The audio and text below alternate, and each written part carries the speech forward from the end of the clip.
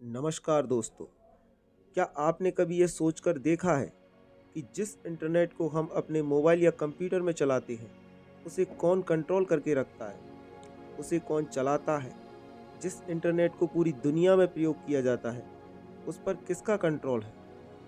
शायद आपको लगता होगा कि इंटरनेट प्रोवाइड करने वाली कंपनियां जैसे जियो, एयरटेल, आइडिया या बीएसएनएल इस इंटरनेट को ऑन करती हैं, इसे कंट्रोल करती हैं।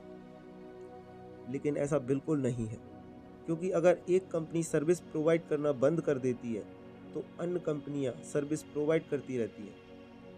अगर ये कंपनियां इंटरनेट को कंट्रोल नहीं करती तो आप सोचेंगे कि गवर्नमेंट इसे कंट्रोल करती होगी, लेकिन ऐसा भी नहीं है दोस्तों। क्योंकि सरकार इंटरनेट से कुछ वेबसाइट्स को हटा सकती है, जिससे पूरी दुनिया भर के इंटरनेट पर इसका कुछ ज़्यादा फर्क नहीं पड़ेगा। कहीं ऐसा तो नहीं कि इंटरनेट पर सबसे ज़्यादा डेटा को ऑन करने वाली वेबसाइट्स जैसे गूगल, फेसबुक या यूट्यूब ये इंटरनेट को कंट्रोल करती हो। तो ऐसा भी नहीं है दोस्तों, क्योंकि ये सब वेबसाइट्स हैं। ऐसी ही वेबसाइट तो आप भी क्रिएट कर सकते हो इंटरनेट पर। अगर इन सब का कंट्रोल इंटरनेट पर नहीं है तो यहीं पर दिमाग में एक सवाल आता है कि आखिर कौन हमें इंटरनेट पर जगह देता है कि हम अपनी वेबसाइट्स इंटरनेट पर बना सकें। तो नमस्कार दोस्तों, मैं आज के इस वीडियो में आपको इन्हीं सवालों के जवाब देने की कोशिश करूंगा। तो बने रहिए इस वीडियो में अंत तक। जब भी हम इंटरनेट का प्रयोग करते हैं तो हम एक URL या लिंक का प्रयोग करते हैं, जैसे www.google.com। इस लिंक में जो गूगल है उसे डोमेन नेम कहा जाता है और जो .com है उसे टॉप लेवल डोमेन कहा जाता है। अब जैसे हमें एक वेबसाइट बनानी है तो सबसे पहले हमें एक डोमेन नेम को खरीदना होगा। अब कुछ ऐसी वेबसाइट्स हैं जो डोमेन नेम को बेचने का काम करती हैं, जैसे godaddy.com।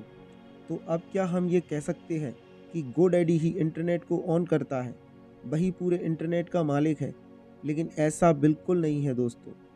इन सब के ऊपर भी एक ऐसी अथॉरिटी है जिसे ICANN कहा जाता है, internet corporation for assigned name and number. यही वो अथॉरिटी है जिसके पास पावर है कि कौन सी वेबसाइट डोमेन नेम बेच सकती है। इसे इंटरनेट की टॉप लेवल अथॉरिटी कहा जा सकता है, जो डिसाइड करती है कि कौन कौन से डोमेन नेम हो सकती है, जैसे .com, .gov, .in, .org आदि। ICANN टॉप लेवल के डोमेन नेम को बड़ी बड़ी कंपनीज को बेचती है, जिन्हें रजिस्ट्रीज कहा जाता है। इनके नीचे आते हैं रजिस्ट्रार। इनका काम टॉप लेवल डोमेन को या फिर डोमेन नेम को लोगों को बेचना है। तो क्या ICANN इंटरनेट का गॉड है? ऐसा भी नहीं है, क्योंकि इंटरनेट एक डिसेंट्रलाइज्ड नेटवर्क है।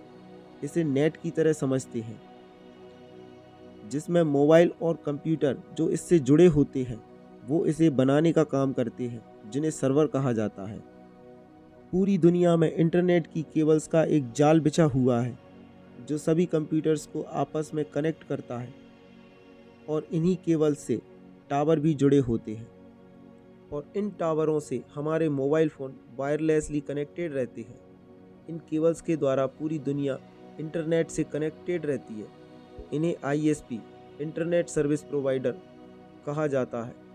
इनके पास इतना पावर है कि ये गवर्नमेंट के कहने पर कुछ वेबसाइट्स को ब्लॉक कर सकते हैं। जैसे हर व्यक्ति का एक नाम होता है, एक एड्रेस होता है, वैसे ही हर एक डिवाइस का एक IP एड्रेस होता है। चाहे वो आपका मोबाइल हो, कंप्यूटर हो या फिर कोई भी वेबसाइट हो जो इंटरनेट से कनेक्टेड है, उसका एक IP एड्रेस ज़रूर होता है। डोमेन नेम IP एड्रेस से जुड़े होते हैं।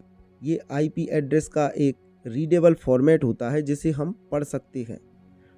डोमेन नेम को IP एड्रेस में कन्वर्ट करने वाली चीज़ को DNS, डोमेन नेम सर्वर कहा जाता है। तो फाइनली क्या रिजल्ट निकल के आता है? कौन है इंटरनेट का ओनर? तो दोस्तों, इंटरनेट किसी का भी नहीं है और ये सबका है।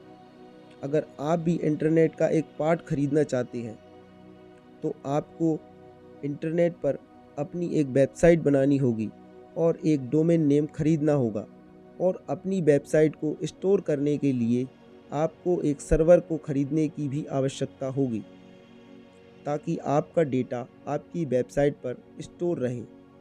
अब अपने डोमेन नेम को अपने सर्वर से लिंक करना होगा। इतना करने के बाद आपकी वेबसाइट बनकर तैयार हो जाएगी। तो फाइनली आप भी एक तरह से इंटरनेट को ऑन करते हैं। दोस्तों, अगर ये वीडियो आपको थोड़ा भी इंफॉर्मेटिव लगा हो तो वीडियो को लाइक, शेयर और सब्सक्राइब जरूर करें। Thank you. धन्यवाद।